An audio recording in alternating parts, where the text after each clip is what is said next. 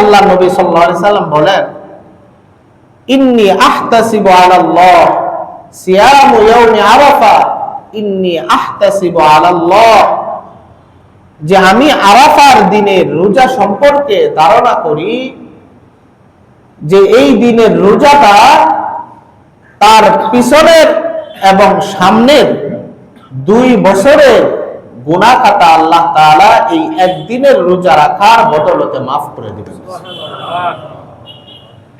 I ইউকাফিরু সানাতাল্লাতী ক্বাবলাহু ওয়া সানাতাল্লাতী বাদাহু, স্পষ্ট কথা যে একটা রোজা রাখলে আল্লাহ পিছনের এবং সামনের 2 বছরের গুনাহ মাফ করে দিবেন।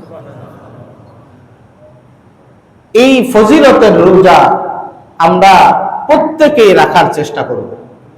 তবে আমাদের মধ্যে এই আরাফার রোজা সম্পর্কে একটা দুয়াশা রয়েছে, একটা বিভ্রান্তি রয়েছে যে আরাফার রোজাটা আসলে কবে, যেই দিন সৌদি আরবে আরাফা হইল সেই দিনে আমরা রোজা রাখবো, নাকি আমাদের দেশের হিসাবে 9 জিলহজ যেই দিন সেই দিন আমরা রোজা রাখবো।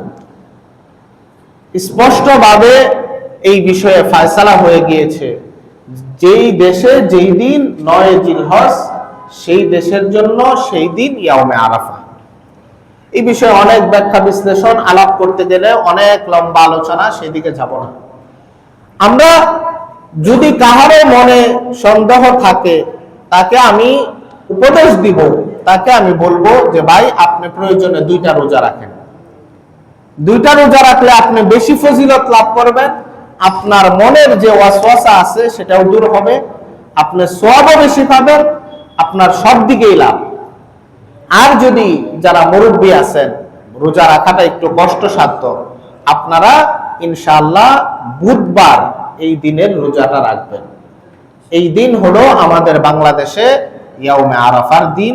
এই দিনের রোজা রাখলেই আরাফার দিনের ফজিলত প্রাপ্ত হব ইনশাআল্লাহ।